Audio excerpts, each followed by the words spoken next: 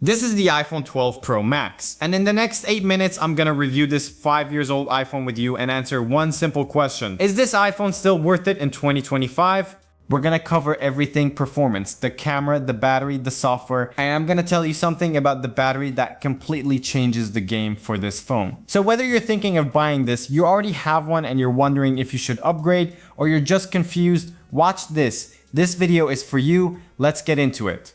So the iPhone 12 Pro Max, you gotta remember, when this thing came out in 2020, it was an absolute tank. It was like the first major redesign in years with these flat edges. It had the new A14 Bionic chip, 5G, MagSafe. It was the phone to get. It felt like the future.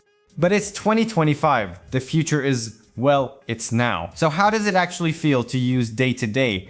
First up, the design. I mean, come on. This Pacific blue color, it's still one of the best colors Apple has ever made, hands down. And these flat surgical grade stainless steel edges, they still feel so premium. It doesn't feel like a 5-year-old phone. It feels solid, substantial, like you're holding something of quality, you know? But okay, the display. This is probably the biggest point of contention. It's a beautiful Super Retina XDR display. Colors are amazing, it's sharp, watching Netflix or YouTube on it is fantastic. But it's a 60Hz display. And look, if you're coming from an older phone, you literally will not notice or care. It's a great screen. But if you've used a 120Hz ProMotion display on the newer iPhones, yeah, you can tell the difference. It's not as buttery smooth when you're scrolling. Is it a deal breaker? For me, no. But you have to know that going in, it's probably the phone's biggest tell that it's from an older generation. Okay, now for performance. And this is where things get interesting. This has the A14 Bionic chip. And you might think, oh, that's 5 generations old. Forget that, this thing still flies. I mean, opening apps, scrolling through social media, multitasking, there's no lag. It handles everything. And for you spec nerds, I did run Geekbench 6 on this, and the results are kinda wild. It pulled a 2141 on single core and 4982 on multi-core. That is still incredibly competitive.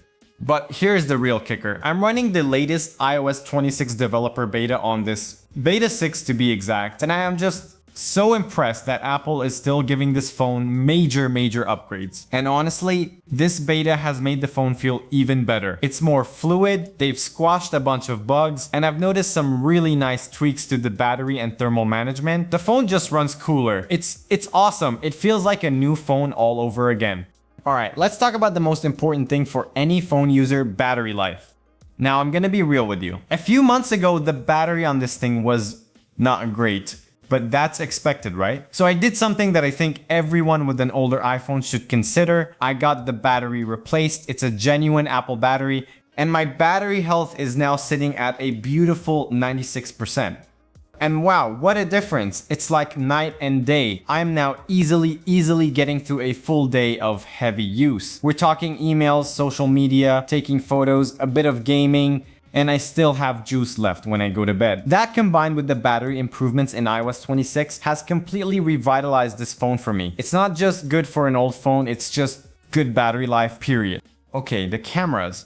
It has a triple camera system, wide, ultra wide, and telephoto. How does it hold up in 2025? Honestly, it holds up incredibly well.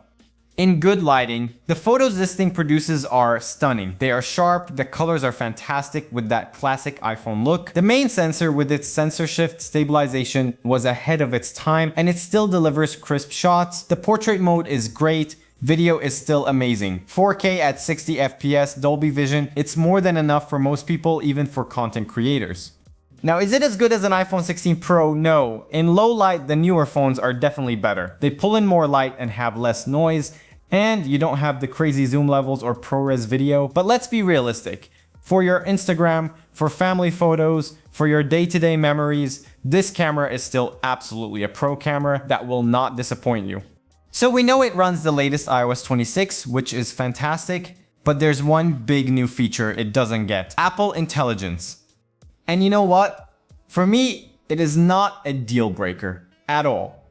And here's why. Right now in 2025, Apple Intelligence is still, it's basically in beta. It's in its early stages. And for the heavy lifting AI stuff, I'm usually using other more powerful tools anyway, like Gemini or ChatGPT. They're just more mature and capable at the moment. So am I missing out on a few cool integrated tricks? Yeah, maybe. But is it a reason to spend another $1,000 on a new phone? For me, the answer is no.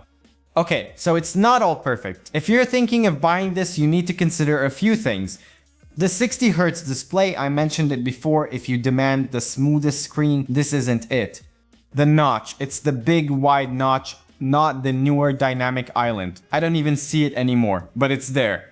Future-proofing. It gets iOS 26, which is great. But this might be its last or one of its last major iOS updates, so you're probably looking at another year or two of the latest features. Camera zoom. The 2.5 digs optical zoom is good, but it pales in comparison to the 5 digs or more on the new Pro models. Conclusion, should you buy, keep, or upgrade? Alright, let's bring it all home. 8 minutes is almost up, here's my final verdict. If you are thinking of buying an iPhone 12 Pro Max in 2025, yes, 100%. But only if you can get it for a good price, and ideally you get the battery replaced. If you do that, you are getting a phone with a premium design, a fantastic screen, great performance, a killer camera system, and all-day battery life. It's one of the best value for money iPhones you can buy today. If you are currently using an iPhone 12 Pro Max, dude, keep it. Especially if your battery is still good or you're willing to replace it. With iOS 26, this phone still feels amazing. Don't let the hype for the new models make you feel like your phone is bad. It's not. Save your money.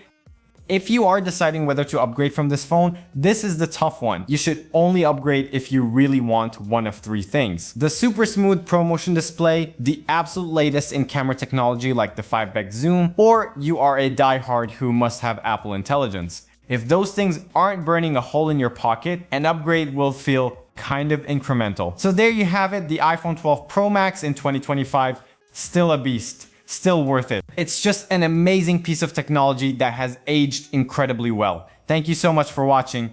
If this video helped you out, do me a huge favor and hit that like button and maybe subscribe if you want more honest tech reviews. Let me know down in the comments what phone you're using.